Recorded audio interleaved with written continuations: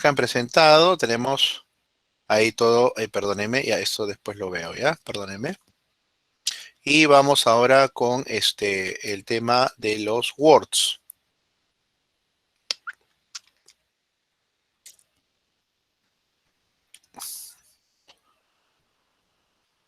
Ya. Grecia, Julio, bueno, acá están. Acá tengo 7, o sea que, bueno, no sé, yo simplemente, a ver, vamos a ver qué grupo falta, ¿ya? Porque ahí sí me van, ahí sí, no, ya pasaron una semana inclusive. Grecia, Alessandra, Julio César y Valeria Lisset. A ver. Grecia, Alessandra, ¿dónde está Alessandra Yasuri Chamorro? Ya. Julio César Cotrina, Julio Cotrina, ya. Y Valeria Góngora. Ya, Valeria Góngora, ahí está, 1, 2, 3, 4, 5, 6, 7. Ya, listo. Y en el caso de Dana, Sí, profesor. sí, no, estoy verificando, nada más que hayan entregado, ¿ya? No te preocupes. Yo, Alisa, ahí están, son 8, y acá tengo, ahí viene, ahí sale de este grupo, ¿ah? Yolisa Coaquira, Marcela, Isabel, Marcela, aquí estás. Franco Pitman ya lo subió ahorita. Ya, bueno.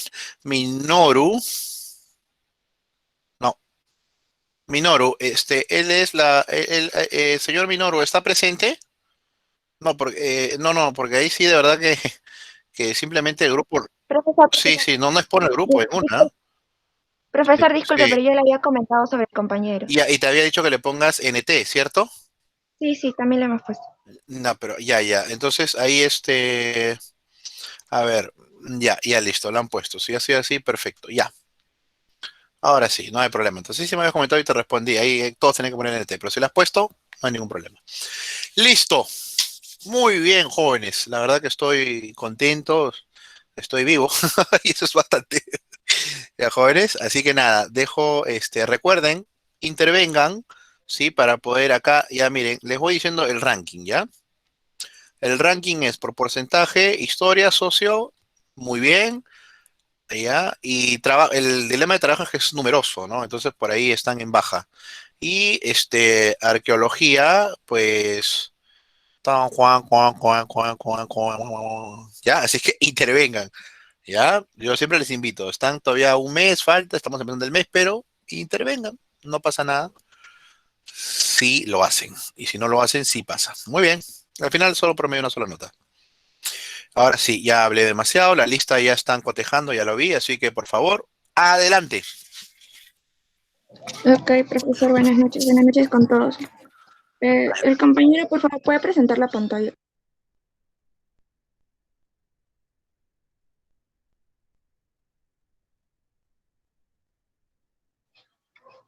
Mm, ya, buenas noches de nuevo con todos. Hoy día vamos a hablar uno de los temas planteados dentro del tema de la primera revolución rusa, perteneciente a la primera revolución en el periodo de 1905-1908. Primero, hay que recordar que en la segunda mitad del siglo XIX eh, estamos hablando de que empieza la llamada revolución industrial. En este caso, Rusia fue uno de los últimos países en integrarse debido a que aún seguían en la etapa feudal. También hay que recordar que a pesar de ser una de las grandes potencias económicas en Europa, esta se encontraba en un estancamiento en el que la economía del país, a pesar de estar entrando en una economía capitalista, aún poseía una gran población campesina. Sumado a la mala gestión de los zares y las malas condiciones de vida de la población, esto llevó a un descontento general que terminaría en una serie de cambios para el país. Además, el descontento de Rusia llegaría a tal punto de que la revolución se da a inicio del siglo XX. Por eso estamos hablando del primer periodo a principios del siglo XX. Bien, para esto primero vamos a hablar de los acontecimientos que gestaron esta revolución. Para esto va a empezar mi compañera Dana, no, mi compañera Marcela. Sí, ¿se me escucha? Fuerte y claro. Gracias. Bueno, buenas noches, profesor, buenas noches con todos. Yo voy a explicar lo que vendría a ser los antecedentes y causas de la Revolución Rusa de 1905. Primeramente estaría el asesinato del zar Alejandro II a manos de una organización terrorista llamada Voluntad del Pueblo en marzo de 1881, después de ya haber sobrevivido a varios otros intentos de asesinato. En vida, el zar Alejandro II logró realizar diversas reformas radicales para la época, por ejemplo, la abolición de la servidumbre. Pero otro de sus proyectos pensados antes de que muriera fue la creación de una Duma o Parlamento que compartiría poderes con la monarquía. Sin embargo, tras su muerte y el posterior ascenso al poder de su hijo Alejandro III, solo se aumentó la represión hacia los grupos de la oposición y se reafirmó la autoridad del régimen zarista. Por lo tanto, este proyecto no vio la luz sino hasta después de 1905, realizado por el zar Nicolás II. Además, también está el incremento de los índices de pobreza que surgieron luego de que la industrialización empezara a desenvolverse en el país ruso.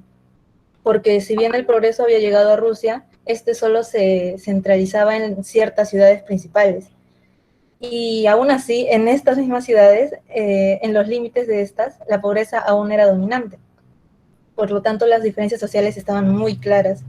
Y a esto se le sumaba la explotación hacia los sectores de obreros y el campesinado, que obviamente no estaban de acuerdo con el trato que se les daba, y comenzaron las protestas. Los obreros en las calles o en sus centros de trabajo y el campesinado en las tierras que trabajaban, tomándolas. Para este momento ya se podría decir que existía una conciencia de lucha y un cambio social en varios puntos de la sociedad rusa. A esta situación se le añadiría el crack en la Bolsa de Valores de Nueva York en 1901.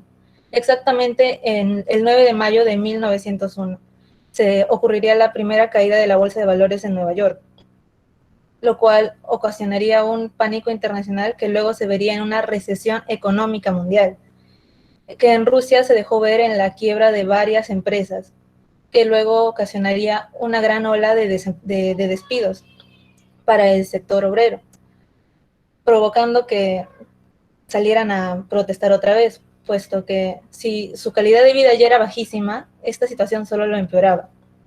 Es por esto que la oposición empezó a ganar mayor fuerza en estos momentos. Por último, estaría el inicio de la guerra ruso-japonesa en 1904, iniciada por Rusia en su afán de expandirse hacia el oriente.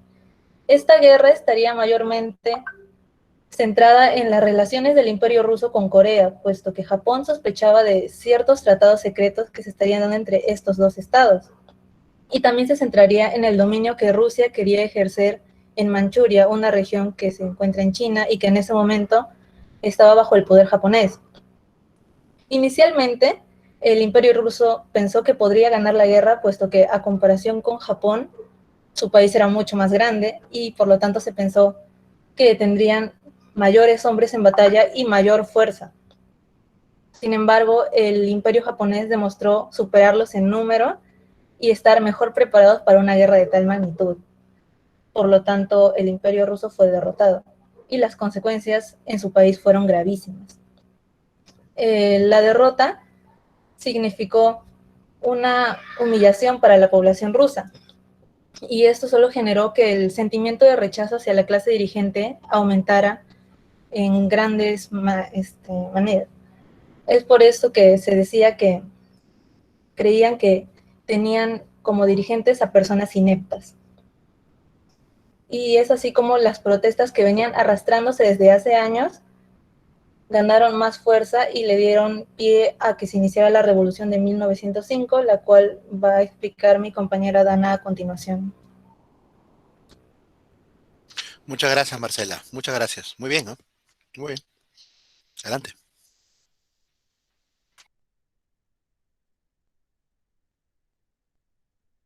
Adelante. Aló, buenas noches. Profesor, ¿me escucha? Excelente, fuerte y claro.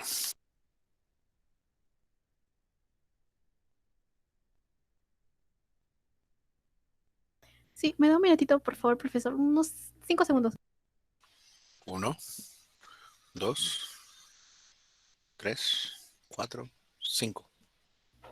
Sí, profesor, disculpe la interrupción. Bueno, yo voy a hablar de lo que es la revolución de 1905, el contexto y algunos momentos más de esta revolución. Bueno, en realidad fue un estallido, más que nada, lo de 1905, que es un precedente para lo que va a pasar en 1917.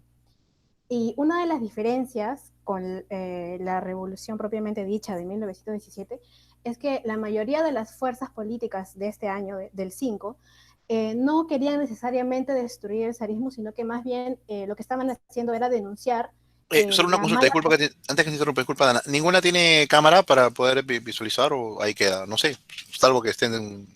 Sí, si hubiera, si no la hay, no pasa nada tampoco, ¿no? en mi caso, En mi caso, profesor, disculpe, yo no puedo usar la cámara porque estoy con Ah, datos, ya. porque estoy con internet. Ok, no se Ah, preocupen, dale, dale. mi cámara está mal lograda. Ya, no se preocupen, ya, Dana, listo, dale, no hay problema. Ok, ahí quedó. ok. Bueno, entonces lo que hacían era, no querían necesariamente destruir el zarismo, sino más bien querían como que hacer llegar sus solicitudes y denunciar que el gobierno estaba actuando mal. Entonces, más bien lo que estaban pidiendo era una reforma política. ¿Y qué va a suceder? En medio de todas las protestas, las huelgas, en donde exigían una convocatoria para una asamblea constituyente, una mejor retribución salarial, lo que era la jornada de las 8 horas laborales, va a ocurrir un hecho el 9 de enero de 1905, que es muy bien conocido, ¿no?, como el Domingo Sangriento, que es donde van a haber unos manifestantes, aproximadamente unas 200.000 personas, que van a estar exigiendo, ¿no?, estas peticiones que ya mencioné, y donde van a haber obreros, campesinos, mujeres, niños, de manera pacífica, ¿no?, sin armas, que estaban dirigiéndose al Palacio de Invierno, que es donde reside precisamente el zar. Entonces, bueno, eso va a desencadenar una reacción que eh, va a seguir trayendo más protestas. ¿Por qué? Porque estas personas pues fueron atacadas, ¿no? Esa masa de personas que se estaba dirigiendo hacia allá liderado por el cura Gapón, confiaron en él, pero luego ocurre pues una masacre, ¿no? Y van a haber lamentablemente manifestantes muertos. Entonces luego estas masas, cuando ocurre esto, van a dejar de confiar en el cura porque se dan cuenta que todas las protestas o todas las exigencias que pedían no, no llegaban hacia ser, no servían, o sea, trataban de hacerle entender, pero no había una negociación y sus demandas no eran escuchadas, no había un diálogo. Entonces, es así como nace el pueblo revolucionario. ¿Por qué? Porque primero comienzan con lo que es una huelga, luego las personas se unifican, ¿no?, manifiestan las exigencias, ¿no?, que ya mencioné, salen a la calle a hacer marchas, pero aún así, ¿qué pasa? Se chocan con lo que es con la Fuerza Armada, ¿no? Se dan de cara contra la represión de su propio gobierno, ¿no? Entonces es por eso que inicia la Revolución Rusa, donde el principal actor viene a ser el pueblo. Entonces, pasando por el segundo punto, que son los momentos de la guerra ruso-japonesa, eh, eh, y luego voy a hablar también un poco de lo que dejó lo de 1905, que es la aparición de los soviets. Siguiente PPT, por favor, Marcela. La guerra ruso-japonesa. Bueno, sabemos que Rusia crecía territorialmente por el lado de Asia. ¿Por qué? Porque Rusia conquista Siberia, avanza, llega a Alaska, que más adelante se la vende a Estados Unidos, ¿no? Entonces, cuando está avanzando por el oriente, recibe un impedimento de seguir avanzando por parte de China y de Japón. Entonces, ¿qué pasaba? Que en China también estaban, más o menos por esos años, ¿no? Había tenido en 1899, había tenido también su revolución conocida como la que era la revolución de Boxer, donde también habían estado atacando embajadas, entonces Japón tuvo que intervenir con sus tropas, y en medio de este alboroto Rusia aprovecha y ocupa el territorio de Manchuria. Entonces, cuando Rusia entra, Japón se va a sentir amenazado porque y para esto va a firmar un tratado con Gran Bretaña, donde van a acordar apoyarse militarmente ante cualquier eventualidad. Entonces, con esto Japón ya pudo moverse con tranquilidad para poder hacerse paso a Manchuria. también esta jugada que es de Japón, esta jugada táctica, ayuda a que pueda verse también como un país importante, ¿no? Porque ya deja de verse como un país más simple y va a tener, digamos, por decirlo así, un lugar en la mesa. Entonces, entre 1902 y 1903, Japón también quiere tener comunicación con el zar, ¿no? Le hace un pedido para que desocupe Manchuria, pero el zar, ¿qué es lo que hace? No va a tomar en serio a Japón, porque siempre va a estar reagendando las negociaciones una y otra vez, así que en 1903 ya se da inicio a lo que es la guerra ruso-japonesa. Claro, lo menosprecia, ¿no? Claro, sí, lo pasea, por decirlo así. Entonces, al año siguiente, en 1904, ya Japón ataca lo que es el Port Arthur, y este movimiento va a desestabilizar a Rusia, porque no se lo esperaba, ¿no? No se esperaba este ataque, la agarra de sorpresa. Entonces, en este puerto era pues, la base naval rusa más importante del Pacífico. También uno de los acontecimientos que va a suceder ahí es el motín del acorazado Potemkin, ¿no? Que se da el 27 de junio de 1905. Entonces, se esperaba más bien que este motín no solamente pasara con este acorazado, sino con otros barcos de la flota, ¿no? Y una de las razones de la toma, muy aparte de los acontecimientos que se estaban realizando, ¿no? Como estas exigencias y que la gente, bueno, la población estaba molesta, también las condiciones laborales de los marinos eran insalubres porque trabajaban largas horas, incluso también la comida estaba podrida, estaba en mal estado. Y bueno, también existía dentro de los marinos, o bueno, habían algunos que eran parte del movimiento revolucionario clandestino, y bueno, ellos son los que van a hacer más bien levantar ese motín en el que uno de ellos pierde la vida, ¿no? Lamentablemente. Y cuando también quieren llevarse a cabo sus funerales, el zar tampoco lo va a permitir, entonces el zar va a continuar con la represión una y otra vez, o sea, ni siquiera deja que se lleven los funerales en paz, ¿no? Y bueno, finalmente ya Rusia va a caer en el año 1905, y bueno, como dije, ¿no? Esto fue una sorpresa para Rusia, pero también para los demás países que estaban, bueno, mirando también, observando. Al final Japón y Rusia van a firmar el Tratado de Portsmouth, y Japón se queda con el arriendo de la península de Liaodong y también el ferrocarril de Manchuria. Bueno, y luego el siguiente punto, siguiente PPT, por favor. Bueno, la aparición de los soviets, ellos aparecen después de lo que es el Domingo Sangriento, ¿no? Son una formación, son un grupo, un consejo de obreros de fábricas que van a aportar mucho a lo que es la lucha revolucionaria de este momento, ¿no? Solo una Tanto en consulta, Rusia como solo en obreros, ¿no? Principalmente obreros. Está bien, ¿ah? Está muy bien, ¿cierto? Muy bien. Está bien, estoy de sí. acuerdo con eso. Continúa. Entonces, bueno, ya es en ese momento en que Rusia recién comienza a tener sus representantes, ¿no? Una representación así empieza con los soviets recién, pero más va a profundizar en este tema mi compañera Yulisa. A continuación les dejo con ella. Gracias. Muchas gracias, Bien, Dana. siguiente. De nada,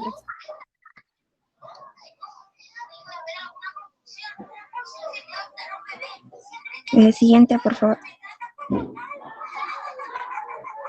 Bien, recapitulando todo, voy a continuar hablando sobre los años posteriores a 1905. Primeramente, después de acontecimientos que tuvieron lugar en 1905, se pudo evidenciar que la reputación del zar se encontraba en una situación crítica. Básicamente, posteriormente se anuncia el reconocimiento de las libertades ciudadanas y la convocatoria de organización de elecciones para esto. De eso voy a hablar después más detalladamente. En pocos meses la situación se había vuelto muy complicada de manejar y tuvo que comprometerse a introducir cambios en el sistema, prometiendo gobernar constitucionalmente. Por ello se creó la Duma. Esto es en el caso del zar. Con ello se garantizó el respeto a las libertades individuales y políticas. El 17 de octubre de 1905, el zar Nicolás II firmó un manifiesto imperial en donde anunciaba el reconocimiento de estas libertades ciudadanas y la convocatoria de la Duma, que como dije voy a explicarla después. La propuesta más interesante por parte de la Duma era implementar la Duma, el hecho de que representaría el primer consultivo y tenía la capacidad de aprobar leyes. Ante esto parecía una luz de esperanza para toda la población rusa, pero en realidad esto no pasó de manera positiva, pues los sucesos siguientes a esta medida, debido a esto no se pudo derrocar al zar.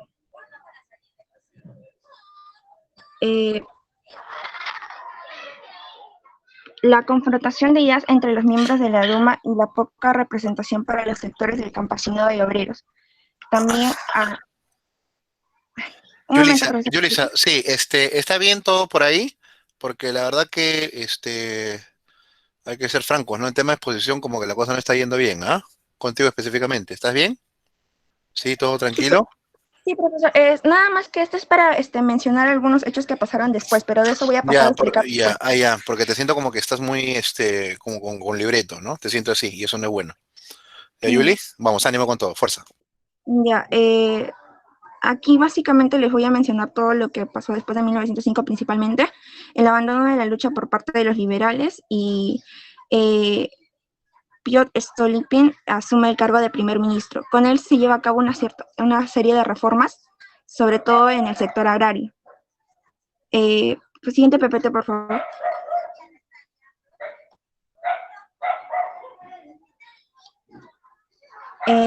Bueno, ahora voy a pasar a hablar sobre las consecuencias de la revolución, pero en el aspecto político.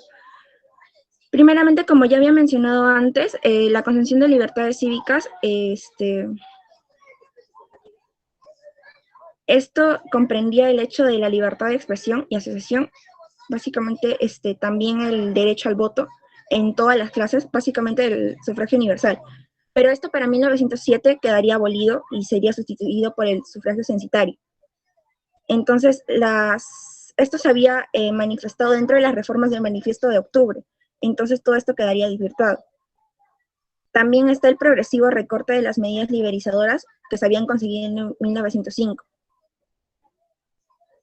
Entonces, este periodo se llamó el periodo pseudo-constitucionalista. También está la creación de la Duma. Como dije, este era un parlamento o asamblea con poderes legislativos que había sido elegido democráticamente por el sufragio masculino, por los varones principalmente.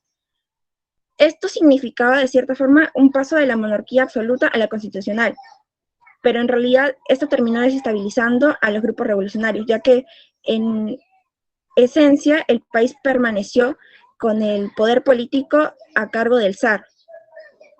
Él continuaría con la riqueza y la tierra en manos, que quedaría en manos de la nobleza, ya que, como dije en la práctica, el zar conservó el poder del control de la Duma a través de un Consejo de Estado.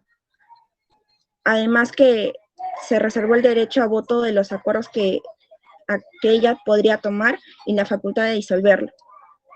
Por ello, los líderes eran encarcelados, se debatían entre ser encarcelados o entre huir al exilio. Y por ello, ciertas organizaciones se cuestionaban si es que de verdad, en disputas internas, si es que podrían presentarse a la Duma o quedar al margen, ya que corrían este peligro. Por ello, se mantuvo una desorganización entre los radicales hasta el impulso de la Primera Guerra Mundial. Siguiente, por favor.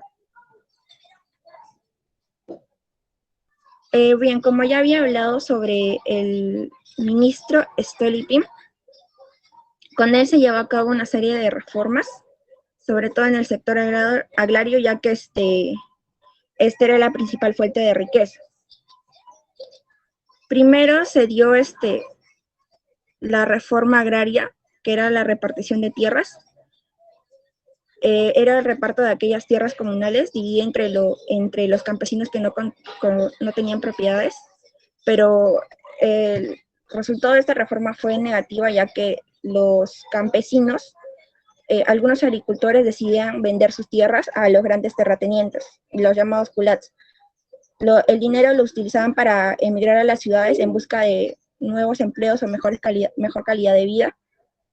Esto no es lo que pretendía el ministro, pero es lo que terminó dándose. Las tierras de cultivo terminaron quedándose más concentradas entre los grandes latifundistas y hasta las fechas previas a la revolución de 1917. Hasta ese entonces, unos 30.000 kulaks poseían una gran parte de las tierras de cultivo en Rusia. Respecto a la creación de los soviets, estas eran soviets de obreros, soldados o campesinos, que fue una de las consecuencias importantes de la revolución, ya que fueron fundamentales para la revolución futura, la de 1917,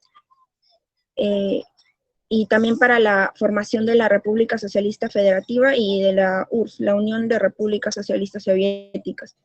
Esta era una especie de asamblea comunal formada por todos los ciudadanos que vivían de su propio trabajo, por ello es que es de los obreros y campesinos. Ellos elegían un representante de forma local, la soviet local, y luego un delegado que representaría de forma principal, y luego hasta formar un Congreso Nacional de Soviets, todos ellos elegidos de forma democrática. Entre los más importantes formados en esa época se encuentra el de San Petersburgo, que comenzó a actuar en 1903, impulsado por León Trotsky. Una de las reflexiones finales que habíamos considerado con mi grupo, solo para mencionar, es que muchos de los autores asumen que los sucesos ocurridos en 1905 abrieron paso a los que participaron a adquirir mayor experiencia. Básicamente se considera como la revolución de 1905 como un ensayo para la revolución de 1917, principalmente para los bolcheviques y otras organizaciones de clase obrera. Es debido a este momento que Lenin depositó todas sus esperanzas en el sector proletario, y una de las consecuencias que ya habíamos visto antes es que el zar sufrió una importante pérdida de popularidad, ya que el pueblo ya no confiaba en él para la solución de sus problemas. Básicamente el pueblo, el poder o la solución empezaba desde el propio pueblo. Esto se evidenció el día del Domingo Sangriento, por ejemplo, el hecho de querer protestar para mejores condiciones, pero sucedió lo de la violenta represión, y esto fue uno de los impulsos que le dio al pueblo para poder sacar al zar del poder. Esto, relacionándolo de forma actual, solo para terminar, la revolución se inició con manifestaciones y protestas iniciadas por la población rusa ante el descontento de un desequilibrio social. Y las consecuencias fueron que eran negativas sobre todo para la clase trabajadora. Entonces podemos considerar que la historia de cierta forma se torna repetitiva, ya que debido al desequilibrio social siempre terminan habiendo este tipo de problemas, y el pueblo es el que se tiene que alzar para buscar mejores condiciones de vida, mejores condiciones de trabajo para su bienestar. Y eso es todo. Muchas gracias. Bien, gracias, señorita Yuli. A ver, creo que falta Marcela. Marcela ya hizo, Dana y Yuli Coaquira. Muy bien, las conclusiones. ¡Ay, qué bonito! Gracias, qué bonito la facultad. Uy, cómo extraño la facultad. Yo la conocí con segundo piso. ¿Ya? Luego vino el tercero, luego vino el cuarto. El posgrado era donde es el decanato, ahí era el posgrado, ahí era la oficina de posgrado y ahí se hacía posgrado. Ah, se extraña, ¿eh? ¿Y este que está abajo quién es? ¿Y qué dice, ah? Eh, no sé qué dirá, no sé ruso. Pero debe ser algo bueno, espero. Sí, Yuli, yo tampoco. Pero bueno, le deseamos éxitos el 21 y claro que sí, nos vamos a ver a partir del segundo semestre, porque esto de las vacunas va a demorar. Todo está en función de vacunas. Los escolares sí, los más chiquitos sí van a empezar ya semipresencial, los van a ir 2 días, ya eso está. En el caso de universidades no, sobre todo más por los profes, ¿ah? Son mayorcitos, ¿no? Reserva de matrícula. Bien, bien, bien, bien, jóvenes. De una vez. Este, bien, yo creo que ya puse las notas. Sí, ya he puesto las notas a los ponentes. Ah, muy buen trabajo, buen trabajo. Sí, Muy bien. Ahora vamos a estar con Alessandra. Sí, tu grupo, ¿cierto? Buenas noches, profesor. Hola, Sí, ¿qué tal? nuestro grupo. Buenas Adelante, noches. por favor, Ale. Me hubiera gustado Sí, conocerlos, profesor. verlos. Ah, qué buen tema. ¿Ah? Dios, me ganaron. ¿Cómo así se fueron para ese tema? ¿Ah? Interesante, profesor. Ya por el solo título tiene aprobación. Wow, ya no hablo más. Me ha gustado. Del saque, ¿ah? Ya, de una vez empiecen, por favor. Pero hay un grupo más hoy día, con ustedes cerramos. No, creo que con nosotros cerramos, profesor. Ya, entonces la próxima semana sí van a exponer vamos a tener que adelantar ahí uno más, porque exponen dos. Bueno, eso lo vamos a ver al final. Adelante, por favor. Dale. Sí, profe, más bien, bueno, buenas noches y en lo que ahorita le empieza a compartir, usted es el anfitrión de la sala, ¿verdad? Sí, pero ustedes pueden compartir con toda paz, como lo hizo su Sí, sí, compañera. sí. No, no, no, es que lo que pasa es que yo iba a presentar pantalla, pero Ya, mi computadora no agarraba un video, es un video súper corto que mi compañera estaba poniéndolo, entonces ya, dale. ella va a compartir pantalla, sí, pero usted podría Ah, silenciarle el micrófono y cuando ya nosotros le avisemos que es el turno de que ella hable, vuelve a ya, prender el micrófono para que ella pueda hacerlo, por favor, sí, porque si no se escucha la interferencia de lo que los demás estamos hablando y suena ya, rarito.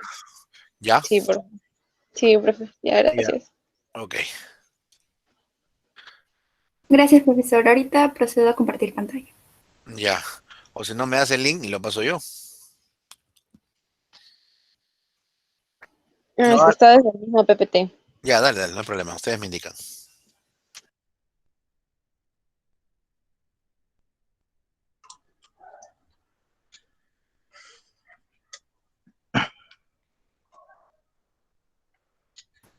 ¿Se ve la pantalla? Sí, sí se Sí. apreció. Vale. Ya.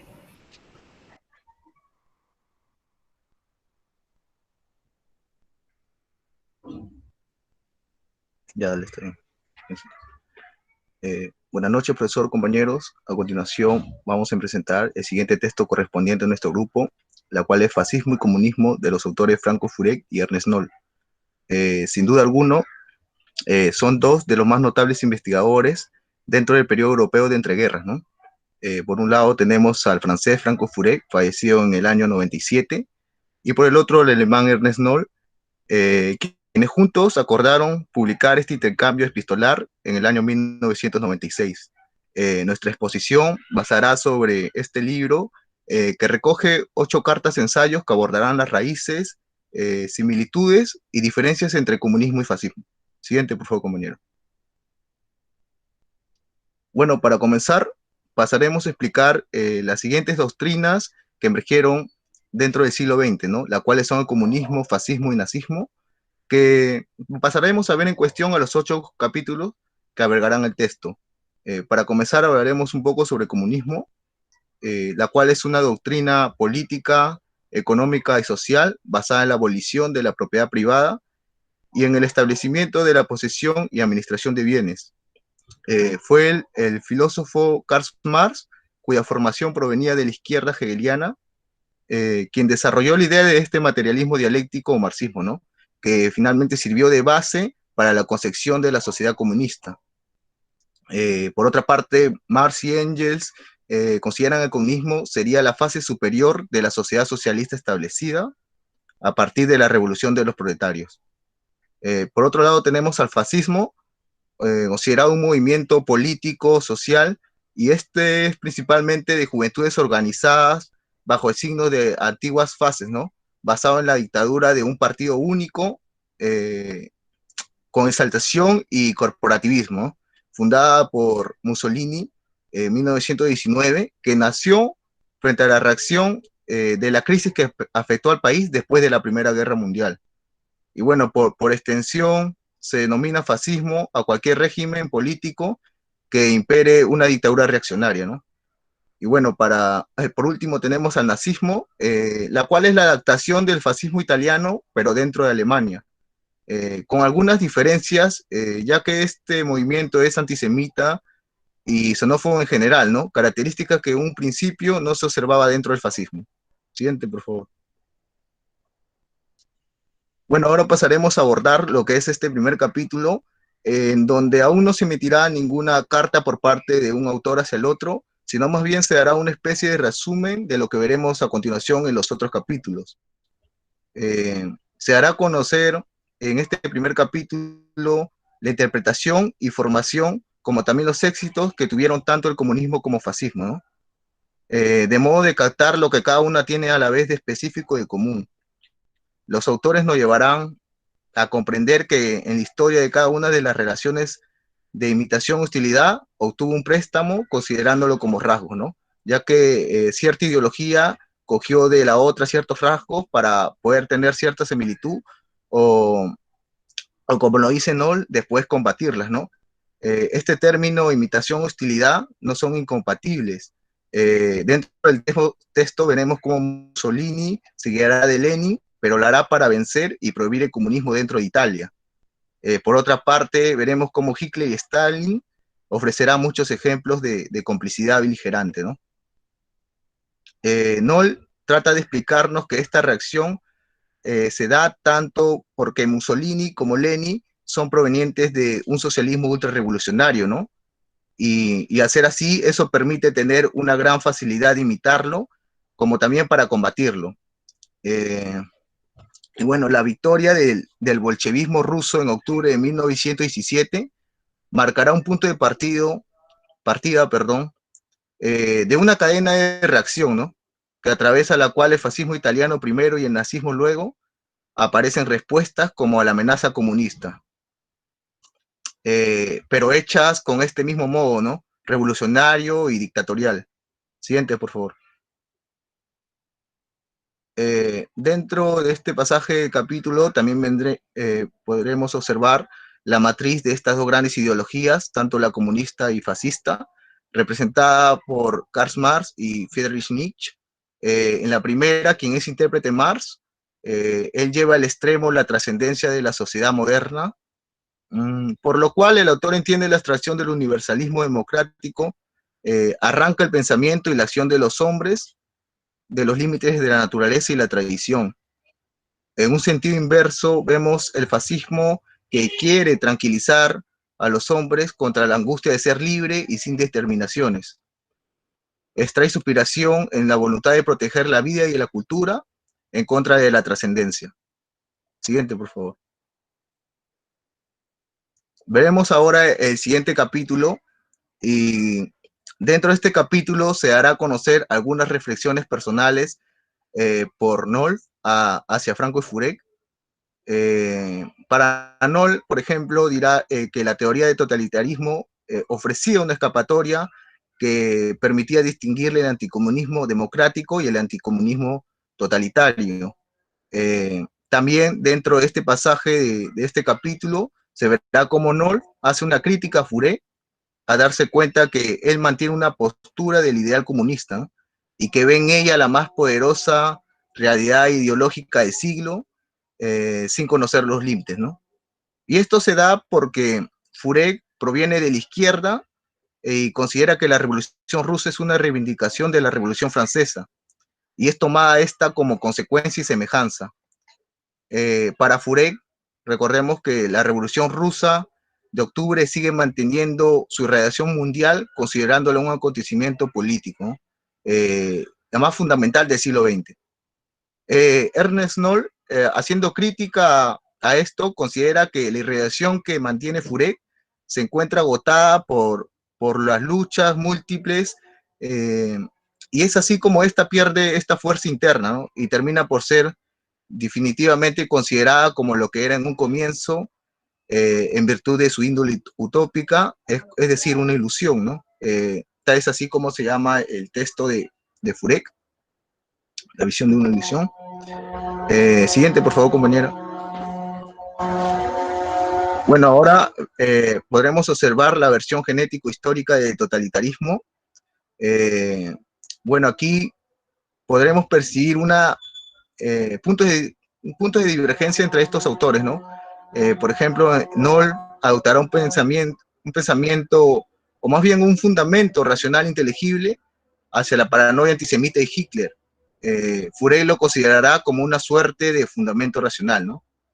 Sin embargo, ambos autores coinciden en que a pesar de que el movimiento fascista se nutrió del anticomunismo y el comunista del antifascismo, ambos comparten un odio hacia el mundo burgués y bueno, esto les permite también unirse en muchos aspectos de fondo y forma, ¿no? No obstante, los historiadores difieren respecto a las raíces del fascismo. Noll insiste en un carácter reactivo del fascismo frente al comunismo, mientras Fourier subraya el carácter revolucionario de la ideología totalitaria italiana. Siguiente, por favor. Bueno, entramos al tercer capítulo, llamado Un tema tabú. Aquí, en este capítulo, Fourier responderá a la anterior carta enviada por Ernest Noll, en donde se remite con la misma intención con la que la hizo Noll, ¿no? Al expresarle que dentro de su obra, El fascismo en su época, se suscitarán demasiados problemas esenciales a la inteligencia del siglo XX, ¿no? Uno de estos problemas, por ejemplo, se da en que existe una obsesión por parte del nazismo, lo cual lo llevó a declinar los acontecimientos que se constituyeron durante 50 años, ¿no? Y esto hizo que se buscara separar, distinguiéndolos de los buenos ciudadanos a los de los malos. Se expresa también que los crímenes de nazismo fueron tan grandes y resultaron tan universalmente visibles al final de la guerra, ¿no? Aquí Fourier también reconoce y nos dice que hasta en la misma Alemania el nazismo fue un apocalipsis que arrancó al país de su tradición, ¿no? Y les puso una desgracia sin precedentes, reforzada a una condena general. También dentro de este pasaje del tercer capítulo se hará a conocer la postura de Fourier tanto como la de Noll, ya que uno se enfoca más en el proyector del fascismo, mientras que el otro trata de comprender esta seducción de la idea comunista, ¿no? Pero nadie podría entender uno de los dos campos sin considerar también el otro, ya que hasta cierto punto son interdependientes en las representaciones, pasiones y realidad histórica global. El autor nos explicará que esta interdependencia se puede ser estudiada de varias maneras, ¿no? Como por ejemplo, podemos acá añadir las ideas, pasiones que tuvieron de los regímenes, ¿no? Y uno de los aspectos que nos dará a conocer, y que fue el primero de hecho, es que nos da a conocer es cómo la política democrática fue descuartizada entre la idea de lo universal y lo particular. Siguiente, por favor. Bueno, también veremos dentro de este capítulo que Fourier dice a Nolf que en el texto que él nos da a conocer, que existe tan solo una parte de verdad, ¿no? Y esta se encuentra en el que el miedo al comunismo sí nutrió a los partidos fascistas, pero existe un inconveniente que se oculta dentro de los regímenes fascistas, ¿no? Justamente. Esto es de carácter endógeno y en particular del beneficio de lo que combaten en común, quedando expuesto así que la tesis del fascismo como movimiento reactivo al comunismo solo explicaría una parte del fenómeno. Se fracasa, y así es como nos dice Fourier hacia Noll, en dar cuenta que de la singularidad italiana o alemana sobre todo, ¿no? No permite comprender lo que ambos fascismos pueden tener de orígenes y rasgos comunes en el régimen detestado, con el régimen detestado. Y bueno, también encontramos un punto de divergencia respecto al análisis que Noll tiene acerca de las motivaciones racionales, ¿no? Bueno, ahora continuará mi compañera. No, pero antes de eso, Julio, o sea, lo que acaba de explicar, déjalo un ratito en el anterior, por favor. Julio, no te desconectes. Mira la trascendencia. Tú eres de socio, ¿no? No, de antro. Ya, mira lo que acabas de decir en buen plan, ¿ah? O sea, potente. La tesis, no le ponga fascismo, ponle algún movimiento político contemporáneo, X, Y, Z, acá en el Perú.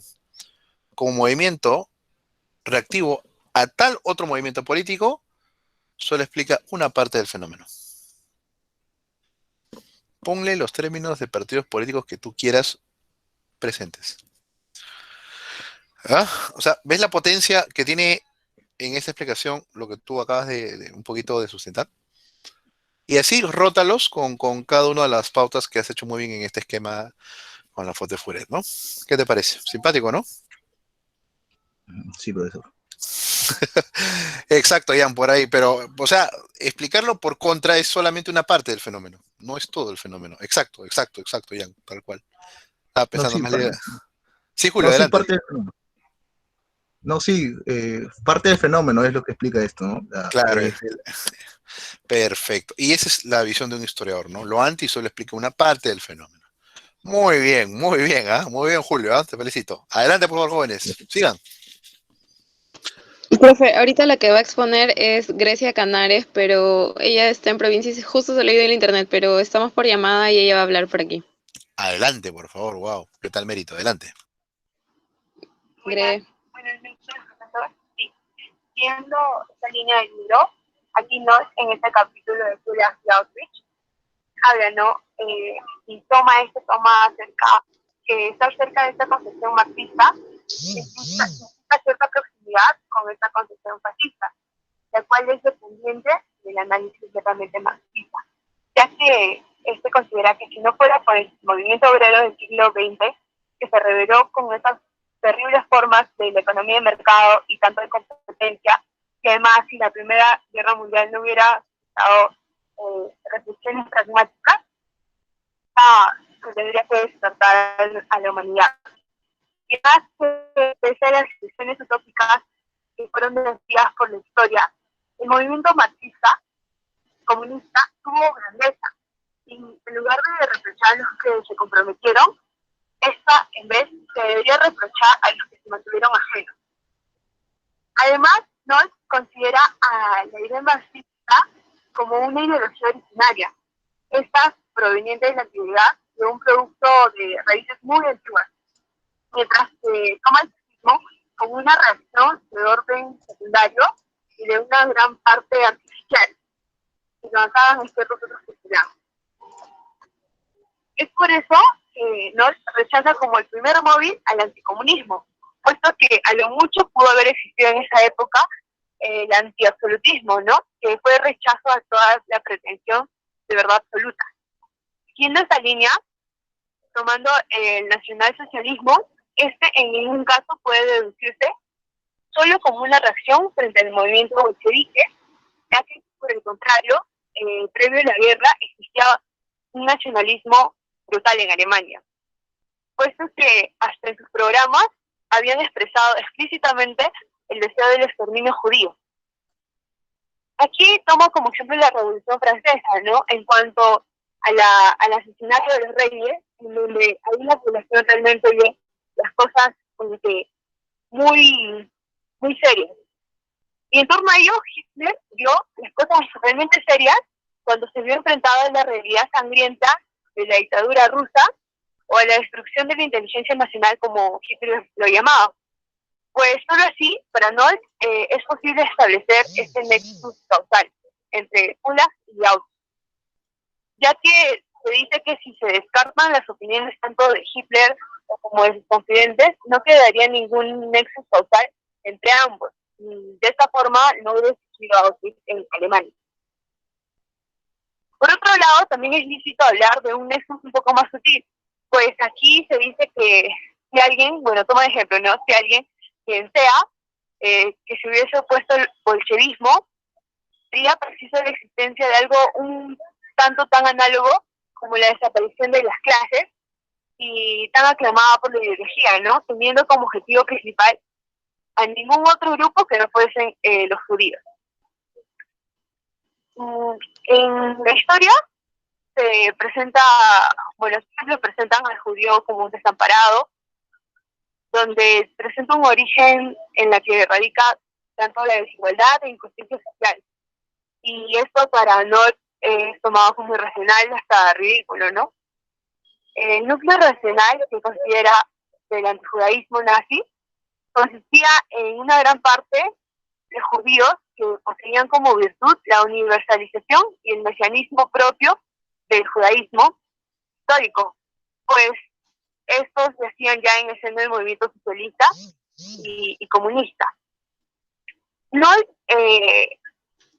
habla, ¿no?, del núcleo racional y que esto no necesariamente tiene que considerarse legítimo, puesto que él comenta que en la Edad Media existió también el antisemitismo acerca de la utilización de sangre para asesinatos rituales.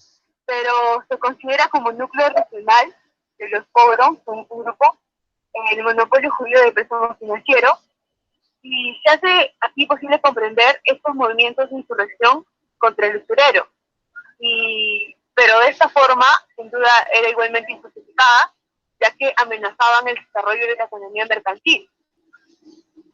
En este sentido, el autor considera que el antisemitismo nazi poseía un núcleo racional, pero esto tampoco era legitimado, puesto que amenazaba, como dije, un desarrollo posible y positivo, ¿no?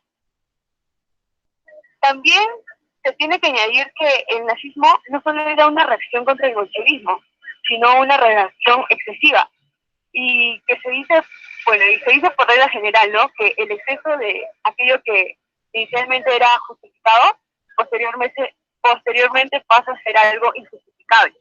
Y ese fue el caso del nacionalismo alemán, pues ellos optaron por la privación de los derechos, tal como lo estipulaba en su programa, ¿no? Posteriormente se convirtió en un exceso un tanto ilegítimo.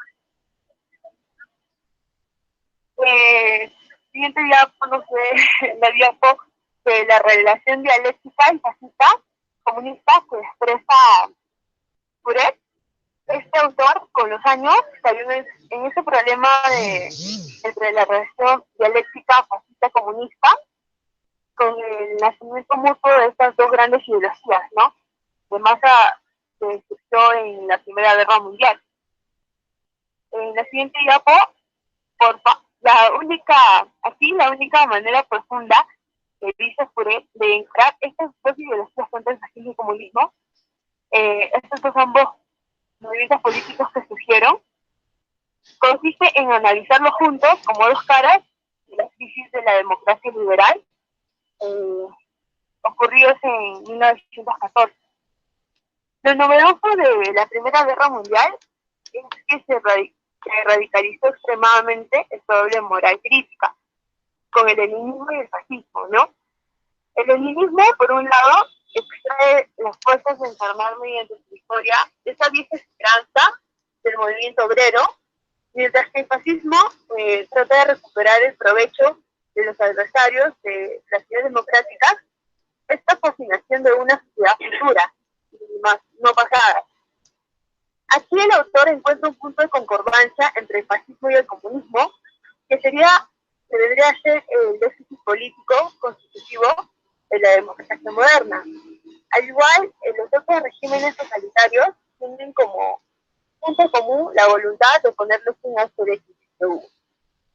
Y esto resignando el primer papel a la política, integrando las masas del partido único a través de una visualización constante seguidos de una misma ideología. En la siguiente diapo hay un cuadrito, una hojita, sobre el fascismo y comunismo, ¿no? El hecho de que estas ambas ideologías se proclamen en situación de conflicto radical no impide que ambas se refuercen debido a su misma hostilidad. Y se dice que el comunismo se nutre del antifascismo y el fascismo se nutre a la misma vez del anticomunismo. Y por otra parte, ambos comparten el mismo enemigo, que sería la democracia burguesa. Asimismo, ambos luchan para destruirla. Furet, en este punto, toma como definición del ciclo cronológico que hace Noll, a la que da una significación causal. Al decir que la revolución bolchevique es un poco anterior al fascismo, y se define contra ella como una reacción antifascista. Un momentito. Noll aquí retoma la concepción marxista del siglo XX, ¿no?, que se considera los movimientos fascistas como una respuesta de la democracia burguesa ante la amenaza bolchevique en la época del imperialismo. Esta fase última de la producción mercantil. Aquí Furet concuerda que existe una interdependencia entre el bolchevismo y el fascismo. Concuerda mucho. Y además, el autor menciona, ¿no? Es esencial admitir que ya hubo un cuerpo de doctrina fascista más o menos construido antes de la guerra, antes de la Primera Guerra, 1914, que esa guerra representa por sí sola un papel mucho mayor en la actualización del fascismo que incluso la Revolución de Octubre, la Revolución que mencionaron antes del grupo. Y en la idea autónoma, no, y la idea de la autonomía del fascismo respecto del bolchevismo es lo que le interesa a Furet, pues este considera el fascismo como una solución posible al atolladero de estas ideas contrarrevolucionarias y a la vez permite recuperar este encanto de la revolución al servicio de una crítica radical. Lo que explica este efecto de arrastre sobre las masas que hubo es la absolutización de la idea nacional que hubo en Alemania nazi, y en sentido inverso, esta mitología del octubre de 1917 que se apoyó en una idea universalista. De este mismo modo, la Alemania nazi se ligó fuertemente con esta pasión nacionalista, llevando así a todo un pueblo alemán hacia una aventura hitleriana, acomodada por este mismo hombre, ¿no? Sin embargo, esta pasión, que fue solicitado por Hitler de manera muy extrema, los llevó a tal punto de tomar como lección lo biológico histórico de una raza superior que lo llamaban a dominar el mundo. Y esta teoría es lo que en la Segunda Guerra Mundial quedó plasmada y se procedió a realizar la matanza de los judíos en Stalin. Furet no logra comprender mucho lo que no llama núcleo racional referido a las matanzas de los judíos, puesto que para Hitler y sus confidentes, los judíos no encarnan solo el bolchevismo, sino el capitalismo apátrida, como ellos mencionan. Además, les permite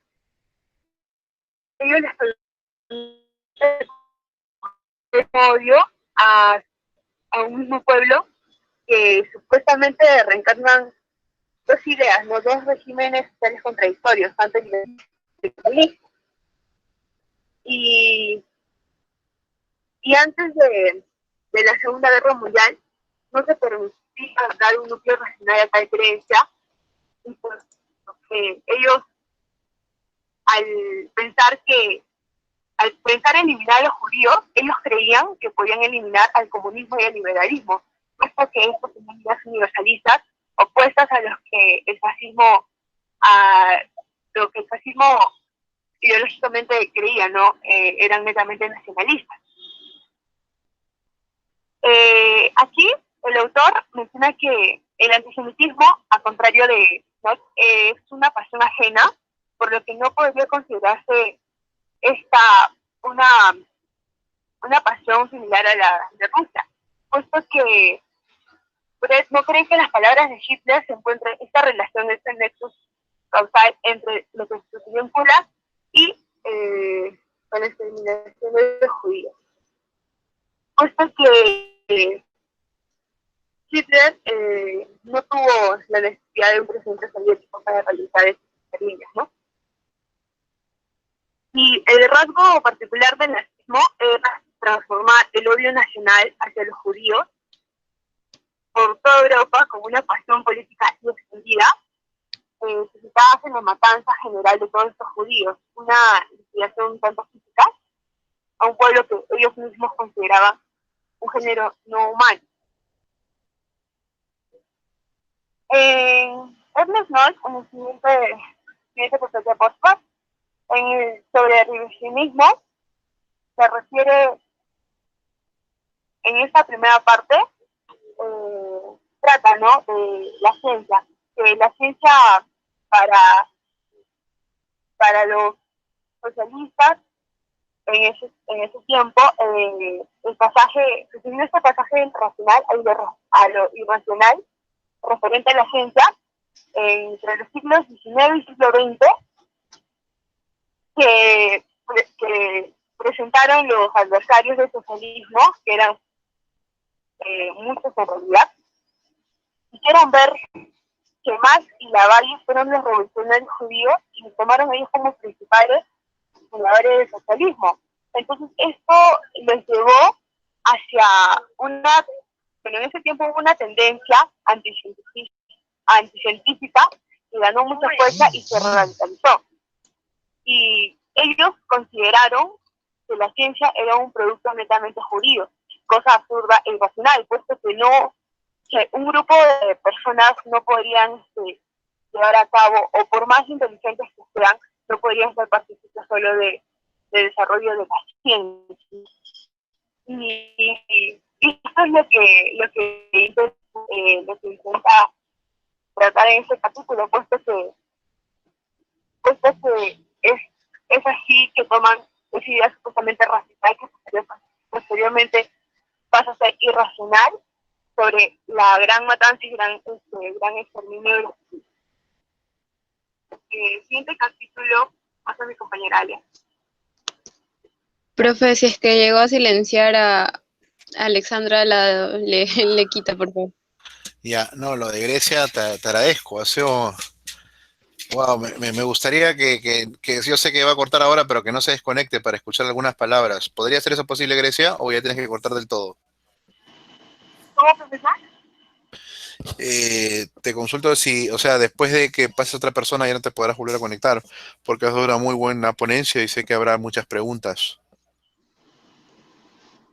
Sí, profesor, justamente cuando habló mi compañero Julio, el mic ya me estaba botando desde hace rato, pero sí podía escuchar en la exposición de mi anterior grupo. Justo aquí está lloviendo demasiado y cuando llueve la señal se va. Pero voy a cortar la llamada que tengo con Valeria y voy a tratar de ingresar al mic. Ya, ok. Si no se puede ya, no, porque has hecho una muy buena ponencia, te felicito. He estado ahí, de verdad que ahí pegado. Los dos, ¿ah? ¿Dónde estás, Grecia, tú? En San Marcos, Guariancas, profesor. Ah, verdad. Está cerca de mi tierra de origen, Pomabamba. Bueno, no tan cerca, ¿no? Pero estás por ahí. Ah, sí, hay carros que se van por Pomabamba cuando vienen. ¿Sí? ¿Cuántas horas? ¿Cuántas horas está acá Pomabamba, mami? 3 horas, dice, 4 horas. Bueno, pero sí está lloviendo mucho porque está por ahí lluvia ahora. De ahí viene mi sangre. Ya, listo. Ok, gracias, Grecia. Ojalá puedas volver, ya, pero has hecho un muy buen trabajo, te felicito. Ya está tu nota, ¿ya? Ok. Gracias, profesor. Y disculpe No, por... ningún disculpes, al contrario, orgullosa de todo. Has hecho un muy buen trabajo. ¿Ya? Ok, listo. Adelante.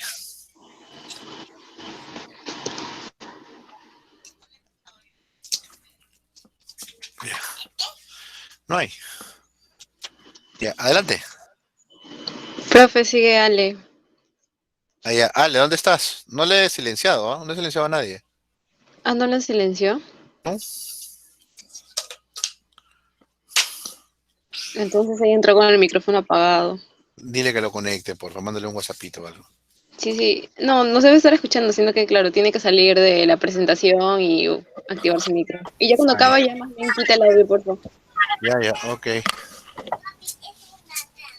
Ya, muy bien. Ya. ¿Se me escucha? Fuerte y claro. Ya, profesor. Ya, Continuando con la exposición. Ya, continuando con la exposición, Nolte hace 2 observaciones a lo dicho por Furet. Primero, hace un hincapié en la madurez del historiador. Dice que se debe encarar el objeto de investigación con cierta distancia, procurando siempre una objetividad, ¿no? Como por ejemplo, en el caso de la investigación en donde el objeto de estudio sea el antisemitismo, el historiador debe procurar no tener actitudes en afinidad con el antisemitismo, ¿no? También hace mención que es muy diferente lanzar acusaciones en contra del pueblo judío y criticar de algún protagonista, algún autor o alguna situación, ¿no? Dice que esto no necesariamente es antisemitismo, sino simplemente es libre expresión. También hace una observación crítica a lo que mencionó mi compañera anteriormente, dicho por Furet, en torno a la absolutización del ideal nacional, en torno a la matanza de judíos. Nos dice que si esto fuera verdad, entonces el ejército alemán y en sí el Estado alemán no hubiera tenido la necesidad de crear instituciones de control y supervisión como lo fue el Einsatzgruppen o también la SS. También muestra su descontento en torno a que se hace un paréntesis, una invisibilización a los crímenes soviéticos, ¿no? Resaltando los crímenes nazis, ¿no? Por ejemplo, el Gulag, que eran estos campos de concentración del régimen soviético, no son muy mencionados en contraposición de los crímenes alemanes, ¿no? Los crímenes nazis en sí. Y bueno, no está de acuerdo con lo dicho por Maurice Merleau-Ponty, que el fascismo vendría a ser una mímica del bolchevismo, pero sin la parte utópica. La parte utópica vendría a ser la teoría del proletariado. Justamente el fascismo, en vez de promover y apoyar en la lucha de clases a un solo bando, que sería el proletariado, lo que hace es lo que propone es un tipo de unidad nacional, ¿no? En que todas las clases se unan y que en sí el sujeto de adoración y promoción no sea solo una clase, sino sea toda la nación. Y en diferencia del fascismo italiano y el nazismo, es que el nazismo le sumó el elemento de la raza. Bueno, después habla en torno a la cuestión del revisionismo, que primeramente el revisionismo es la tendencia a someter a revisión metódica tanto doctrinas, interpretaciones o prácticas establecidas con la intención de actualizarlas, ¿no? Y bueno, todas estas interpretaciones, estas convicciones, tienen un núcleo racional, pero dice que hacer una revisión de un tema tan emocional como lo es el Holocausto, e inclusive llegar a cuestionar su existencia, hace ver al revisionismo como una simple negación de hechos tangibles, ¿no? Inclusive que llegan a desafiar la hipótesis base de Nolte, su convicción que es en torno a que Hitler era un verdadero ideólogo fanático para quien anticomunismo y antisemitismo formaban una unidad, ¿no? Antisemitismo en términos de exterminio judío.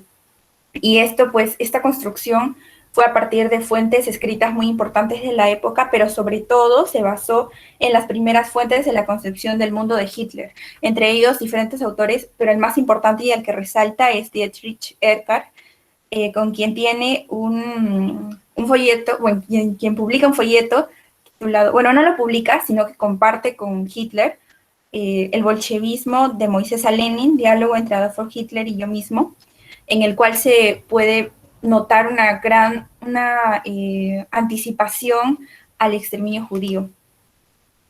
Y bueno, en torno al revisionismo, no está seguro entonces después de esto si es que es legítimo, porque en torno al revisionismo del Holocausto pues le parece algo absurdo. Entonces no está seguro si posee los argumentos necesarios o si simplemente es una agitación repleta de falacias. Primero, nos dice que las revisiones se han vuelto el trabajo cotidiano del historiador, básicamente tomando acontecimientos de los siglos XIX y XX, acontecimientos y concepciones que anteriormente gozaban de un privilegio aparentemente irrefutable, ¿no? Se han vuelto atacables e inclusive han sido reemplazados por otros a raíz del revisionismo, ¿no? Como lo es el caso del revisionismo del Holocausto.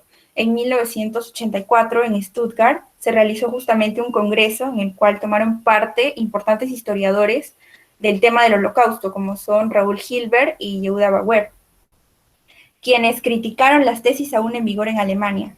Por ejemplo, Hilbert hizo una revisión en torno al número de víctimas judías en Auschwitz, logrando reducir de 4 millones a solo 1 millón, y bueno, convirtiéndose esto de tiempo después en la versión oficial. Hilbert también subrayó la importancia del rumor dentro de las declaraciones y decía que éstas no se apoyaban en experiencias personales, sino que se basaban en las referencias de otras personas.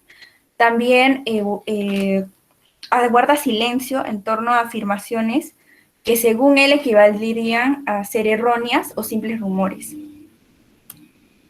Y bueno, en torno a esto, a estas revisiones que supuestamente se basan en argumentos, Nolte aún no basta, dice que esto no bastaría para quitar su duda en torno a si son legítimas o no, y también si es que deberían o no contribuir al desarrollo de la ciencia. Pero por otro lado, esta incertidumbre que se crea se torna necesaria, según él, para elaborar críticas a aquellas afirmaciones. Y a partir de esto, descubrir, si bien errores, también puntos de verdad y partida que contribuyan al conocimiento en torno a estos temas, ¿no? Bueno, después la cuarta carta que envía Furet a Nolte, en respuesta de la anterior, se titula El antisemitismo moderno. Primero, cabe dar un concepto de lo que es antisemitismo. Bueno, el antisemitismo vendría a ser el odio hacia los judíos manifestado en agresiones tanto verbales o físicas. El mayor ejemplo del antisemitismo pues sería el Holocausto, el exterminio masivo de judíos durante la Segunda Guerra Mundial. Pero ¿cómo es que surgió esto y cómo es que se reconoce el antisemitismo? Primero, cabe mencionar que los judíos pues viven por todo el mundo, ¿no? Desde hace varios años, y básicamente desde que los romanos esclavizaron a los judíos y los llevaron desde Jerusalén a Roma en el año 70 después de Cristo.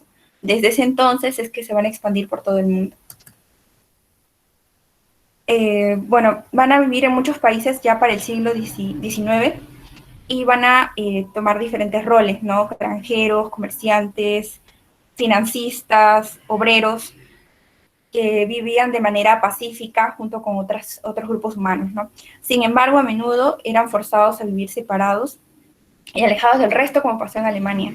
Y esto puede tener su explicación, sus antecedentes en la Edad Media, ¿no? Entre los años 500 a 1500 después de Cristo. Aquí los judíos todavía eran una minoría, ya que en Europa lo que preponderaba era el cristianismo, ¿no? Y se evitaba el contacto entre judíos y cristianos. Inclusive se les forzaba a portar ornamentos que los distinguieran como judíos. Y bueno, esto se debe a que a los cristianos no les gustaba que se profesara otra religión que no fuera la cristiana y que se desconociera a Jesús como hijo de Dios. También se les discriminaba por tener otras costumbres. Inclusive se les prohibieron también muchas profesiones, salvo el del comercio y las finanzas, ¿no? Pero siempre terminaban siendo acusados de ambiciosos, provocadores, incidiendo en creándose diferentes leyendas negativas en torno a ellos, ¿no? Leyendas que lamentablemente pasaron de generación en generación hasta arraigar profundamente. Esto es lo que se conoce como el antisemitismo medieval.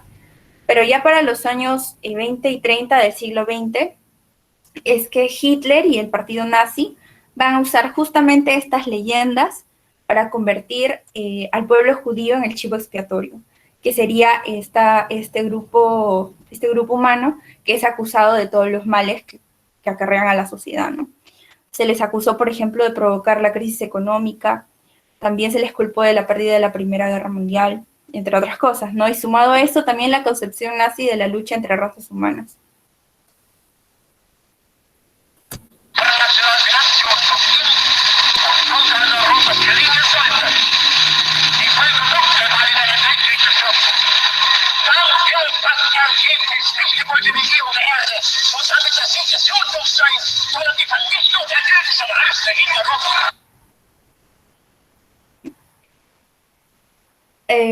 Bueno, para 1933, con la llegada de Hitler al poder en Alemania, empezaron a tomarse cada vez más medidas en discriminación a los judíos, como por ejemplo la prohibición del casamiento entre alemanes y judíos, y también un llamamiento para no comprar en tiendas judías con el objetivo de desestabilizar su economía.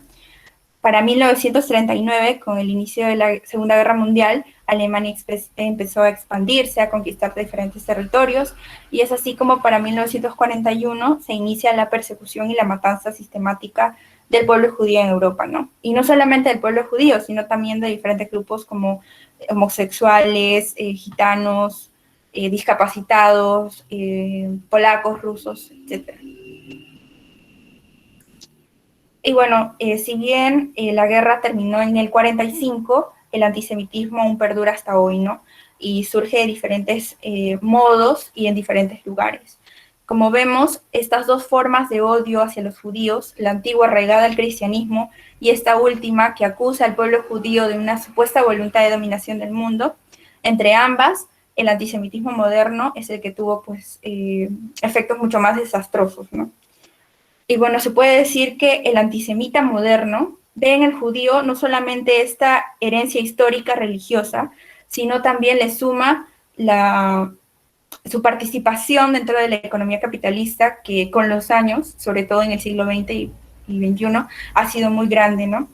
Y también su adhesión al movimiento de izquierda. Y bueno, dentro de la ideología antisemita, pues se puede decir que se ve en el judío como una figura, como un representante que sintetiza tanto el capitalismo y el bolchevismo, justamente estos dos movimientos, estas dos ideologías que el fascismo pues está en contra totalmente, ¿no? Diferentes desprestigios. Bueno, entre el comunismo y el fascismo se puede apreciar dos desprestigios diferentes debido muchas veces a su carácter, mientras que el carácter de la ideología fascista es particular, no se basa en la nación, el carácter del comunismo es más universalista, ¿no? Internacional, esta agrupación de todos los gremios, de los trabajadores, sin importar la nacionalidad. Otra diferencia también es que el fascismo, al ser el vencido, deja ver sus crímenes, ¿no? En oposición al comunismo, que fue el vencedor. Y también que el comunismo se descompuso desde el interior. Esto hace que Occidente tenga una apreciación diferente entre ambos, ¿no? Teniendo una mayor conmoción por la opresión nazi que por las víctimas del comunismo. Y bueno, la distinción mayor, bueno, lo que distingue, por decirlo así, al holocausto judío de los crímenes comunistas es que este exterminio se vio alejado de la esfera política, ¿no? Ese exterminio básicamente fue hacia los judíos por ser judíos, ¿no? Antisemitismo, sí. Y bueno, algunas consideraciones finales. Puret reconoce que no está muy al corriente de los revisionismos con respecto al exterminio judío, pero tiene la sensación de que estos son animados por una pasión antisemita, mucho más que por una voluntad de contribuir al conocimiento, ¿no? También comparte la visión de Nolte en torno a que Hitler es un jefe totalmente poseído por un odio hacia los judíos y también que ve al judeo-bolchevismo como una unidad. Y bueno, llama al revisionismo negacionista porque niega las interpretaciones siendo contradictoria al progreso del conocimiento. Y bueno, eso es todo. Ahora le doy paso a mi compañera que va a continuar con la exposición. Muy bien, muy bien, muy bien hasta ahora todos. ¿Ah? Adelante. Buenas noches, profesor. Buenas noches, compañeros. El octavo capítulo lleva como título Situaciones. La autoría de este le pertenece a Nolte y comienza con la afirmación de que frente a la opinión pública existe cierta ventaja. Profe, ¿puede silenciar a Ale, por favor?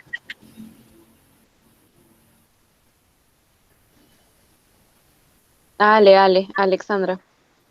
Silénciala, por favor. Ya ahí está. Más bien, Ale, siguiente diapo, por favor. Ya como estaba diciendo, que comienza con la afirmación de que frente a la opinión pública existe cierta ventaja entre cómo es visto el comunismo y el nazismo. Y bueno, es por eso que en la diapositiva se puede ver a un periodista al lado del comunismo, que es porque como que existía no se veía tan mal al comunismo a comparación del nazismo por todos los crímenes cometidos, pues. Sin embargo, el autor cuestiona la violencia con la que éste llegó al poder y el gran número de víctimas que todo esto ocasionó, cuando supuestamente las intenciones eran calificadas como suaves.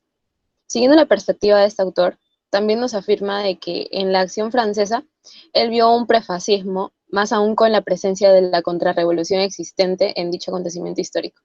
Siguiente diapo, por favor.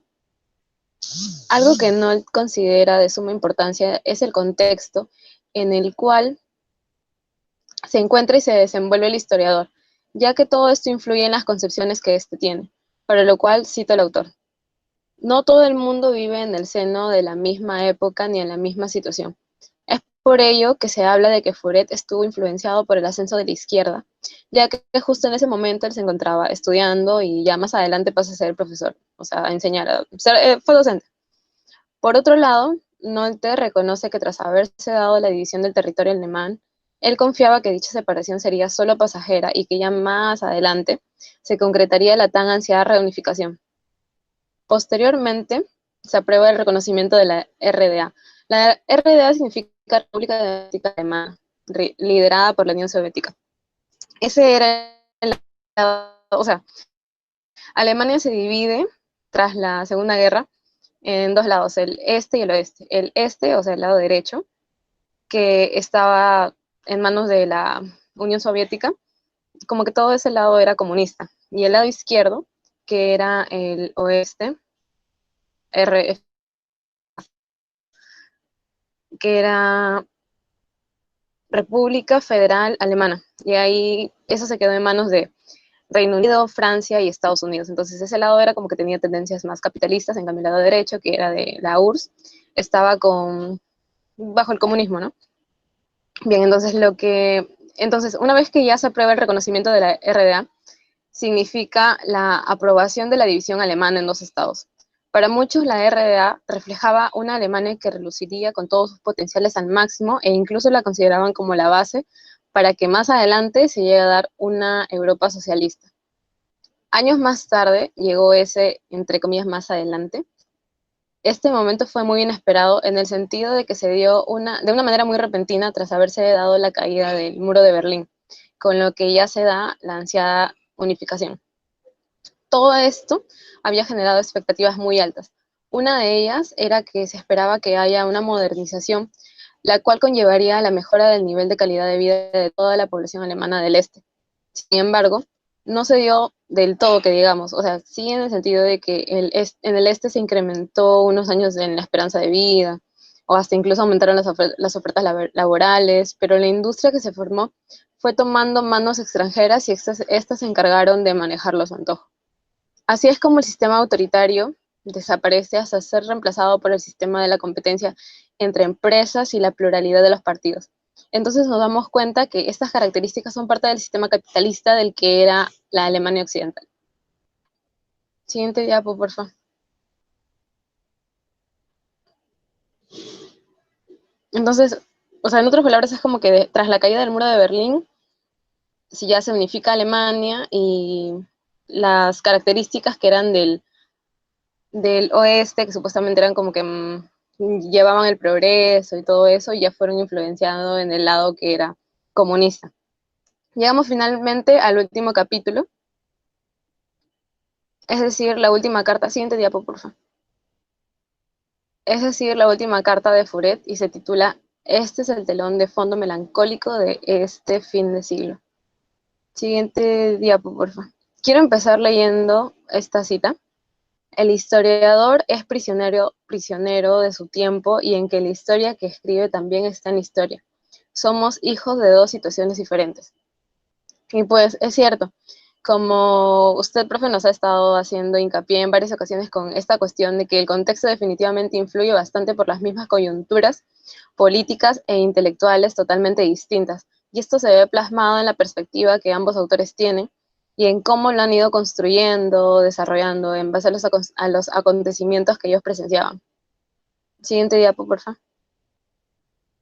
Por eso es que Furet confirma su influencia marxista, la Valeria, cual también fue...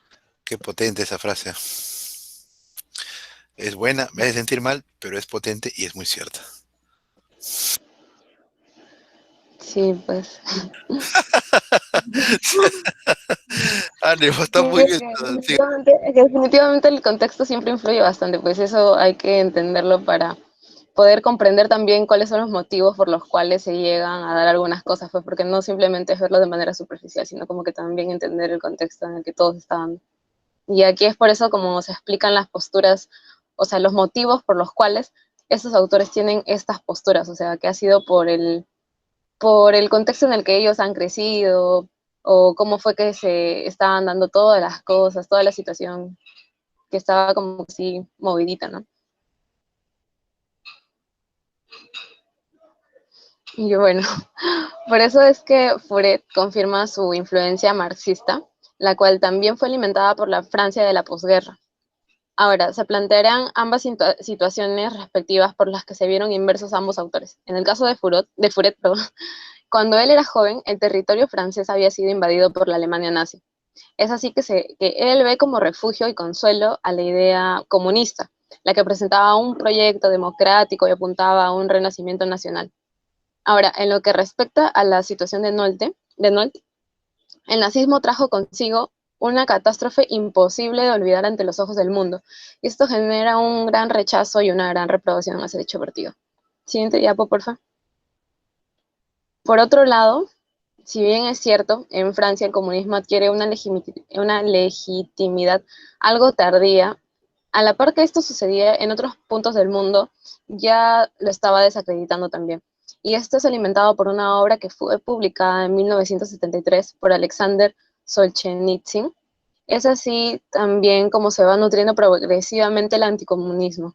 Saliendo un poco del libro en el que básicamente nos hemos respaldado para llevar a cabo esta exposición, hablaré un poquito sobre la obra de Solzhenitsyn, que acabo de mencionar, que por cierto creo que aún no menciono el nombre. El nombre es Archipiélago Gulag. Siguiente diapo, por favor. Ese Para libro, lo, Valeria, que acabas de mencionar es palabras mayores, ¿ah? Uf, es un libro, pero bueno, bueno, ¿ah? Mucho te interrumpo, ¿no? Ya, la siguiente ya me voy a callar, ¿ya? Disculpa. no se preocupe, profe. Ya, para lo cual también leeré otro fragmento. Y dice, en este libro no hay personajes ni eventos ficticios. La gente y los lugares son llamados con sus propios nombres. Si son identificados por sus iniciales en vez de sus nombres es por consideraciones personales. Si no son nombrados en absoluto es solo porque la memoria humana ha fallado al preservar sus nombres. Pero todo tuvo lugar tal y como se describe aquí. Con estas palabras, Solzhenitsyn nos da una cruda anticipación a lo que narrará a lo largo de su obra. Narrará lo que él mismo vivenció cuando fue llevado preso a Gulag, este campo de concentración ruso, por haber sido considerado como parte de la oposición al régimen comunista. Resulta que en la Segunda Guerra Mundial él tenía el cargo de capitán, y en plena guerra se escribía cartas con un amigo, y en esas mismas cartas cuestionaban y criticaban la capacidad de Stalin. Y bueno, la correspondencia era vigilada, y fue así como se dio a conocer la postura de Solzhenitsyn. La dedicatoria también es muy impactante, ya que justamente va hacia quienes, o sea, él les dedica el libro, hacia quienes no pudieron vivir para contar lo que les pasó. Es decir, dar su testimonio, e incluso Solzhenitsyn pide disculpas por no haber podido plasmar más en su obra. O sea, dice que lo disculpen por no poder recordar más o por no haber podido vivir más, o sea, haber vivenciado más como para que él pueda ser testigo así y lo plasme en su obra. Siguiente diapo, por favor. Bien, volviendo al desarrollo de la Carta de Furet, otro punto importante del que nos habla es la atmósfera de la intolerancia, que se había creado de tal manera que se pretendía evitar que se toque el análisis del nazismo. Y bueno, creo que los motivos ahí también son algo obvios, ¿no? Por la crueldad de los crímenes cometidos. Sin embargo, esto debería servir para que se desarrolle una mejor comprensión histórica y no simplemente acusar a los historiadores que querían tocar el tema, porque los acusaban de que por parte de ellos existía una comprensión hacia los crímenes cometidos por el partido nazi. O sea, por simplemente tocar el tema ya se los podría señalar así. Finalmente, al referirse una pena alemana, aquí Furet cuestiona la respuesta de Nolte, en la que él señalaba que todos sus lectores fueron duramente golpeados emocionalmente por la tragedia alemana. Por otro lado, Furet critica ese intento de disculpa de Nolte, direccionando y quizás hasta intentando justificar que el nazismo nació en respuesta al bolchevismo. Además, se diría que Nolte lo usa para apañar los crímenes que se habían cometido por el partido nazi. Y eso fue todo, profesor y compañeros. Esperamos que les haya gustado nuestra exposición. Gracias. Espérense que la gente va a preguntar. ¿Ah? Bravo, un aplauso, por favor, un aplauso. ¿Dónde están los aplausos, jóvenes? Ahí está. Muy bien. Muy bien. A mí me dejó sin palabras, ¿ah? Muy bien, era la última y a todas sus notas están ya colgadas. ¿Ya? Así que Valeria, wow, el grupo lo ha hecho muy bien. Cualquier parecido. Oye, Valeria, una consulta. ¿Puedo pegar una de esas frases en mi face tan bonitas? ¿Las corto? Se puede. Claro, profe, pero me tiene que dar los créditos de que yo lo puse en una Tú extra. lo has puesto, ya vamos a poner créditos Una a extra, Valeria una Lizardo. extra. Bueno, dame un minuto. Ya, listo. Aplausos no antisemitas. Nada. Sí, la apertura de Furet, sobre todo, ¿no? Aunque no te lo sobrevivió casi unos 18 años después, ¿no? Pero la apertura de Nolte es de un vuelo tal vez tan parejo, ¿no? Porque Nolte es más cercano a la sociología, en cambio, historiador. En cambio, Nolte es más cercano a la filosofía, a una relación neofenomenológica, ¿no? Y en eso la diferencia entre cada uno de ambos, más cercano a la filo, ¿no? Y la profundidad de ambos, pues, increíble, ¿no? Bien, bien, bien, jóvenes. Preguntas, por favor. Sí, recuerden que las preguntas, si están bien bonitas, las tomamos en consideración como orales. ¿Ok? A ver, no se peleen, no se peleen. A cualquiera de los dos grupos, ¿ah? Por si acaso. Perfecto. André, Buenas noches. Marcelo, adelante, por favor. ¿A quién? ¿Qué tal? Buenas noches, profesor. Sí, yo quería hacer una pregunta. No sé si sea complicada, depende. Dale, dale, dale, Era, dale. Acá no, todos acá. Adelante, como así, el estilo Cobra Kai, sin piedad. Vamos. a ver, más o menos era cuando se hizo la comparación entre comunismo y nazismo, ¿no?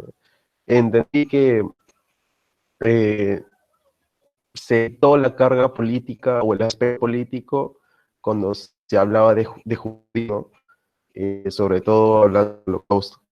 Pero yo quería saber por qué, ¿no? ¿Por qué se le considera o por qué los autores consideran que no hay ese aspecto político, sino más bien hay una carga cultural?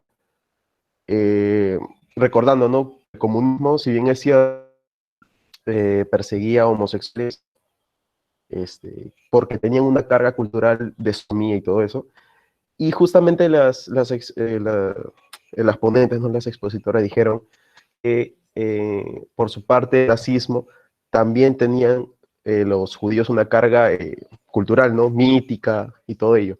Entonces, esa carga cultural, ¿no? ¿Por qué se le quitaría esa parte política a la persecución de los judíos? A ver, la carga política en persecución. Interesante, una relación oportuna.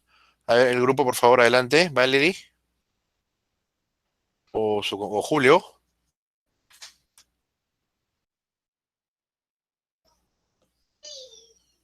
O Alessandra. Hola. Valeria. Uh, Alessandra. ¿Están ahí? Profesor, buenas noches. Adelante. Yo tengo una consulta, pero no es para los grupos, es antes del receso. Ya, dale, dale. Ah, verdad, Quería tenemos receso. consultarle, sí, quería consultarle, como en un inicio usted había publicado en el Classroom que era 15 minutos nomás por grupo de exposición. No sé si 15, se habrá equivocado usted en que era de grupo o de persona, o sea, 15 minutos de qué. Porque por lo visto la mayoría de grupos se está exponiendo de media hora, 40 minutos, y esa era mi duda, profesor. Ya, ¿tú ya expusiste, Ariana? No, por eso le pregunto. Ah, ya. No, yo inicialmente había planteado 15, 20, pensé que iban a hacer cuestiones, pero me da un poquito de penita cortar porque están bonitas. ¿A ti qué te han parecido? ¿Te han parecido? En general, ¿ah? ¿Qué te han parecido? Sí, han estado elaboradas, la verdad, no he visto Sí. puntos así como... Entonces te han puesto una vara ahí que hay que saltar y estoy seguro que así será, ¿cierto? Claro, entonces es una exposición extensa, profesor. Ay, no te preocupes, no te preocupes. Sé que ustedes también lo harán muy potentes. Todas han sido muy buenas. Gracias. Tenemos un descanso entonces hasta las 9:10, ¿no? ¿Está bien así? Claro, profesor. Sí, sí, sí. Y de ahí vienen todas las preguntas. Muy bien, jóvenes. ¿Listo? Nos vemos entonces en unos momentos. ¿Ya? Cuídense. Buenas todos, muy buenos todos. 9:15 ya, 9:15, 9:15, 9:15, ¿ya? Ya 9:15, ¿ok? No le respondieron. No, lo van a responder a la vuelta, ya. No, Valeria, Valeria, al receso van a responder, ¿no, Valeria? Alessandra y Julio. Ojalá, ojalá, profe. Ya, listo, ya ese ojalá de sobrado. Ya listo, muy bien, al retorno entonces. A ver, muchachos.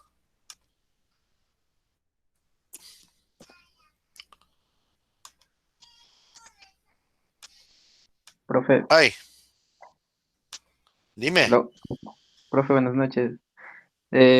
Una consultita, ¿es posible que nos pueda dar alcance de las lecturas que van a ser usadas para esta segunda mitad del semestre académico? Es que lo que Claro, sucede es que ya tengo les la di oportunidad. una. Sí, la semana pasada les di una. ¿Has revisado la clase? Sí, La sí, del 2 de enero. Ya, entonces ahí, por ejemplo, había dejado la de Oscar, la del señor Casas por la revolución rusa. Y ahorita también les dejo otra. no, Al final.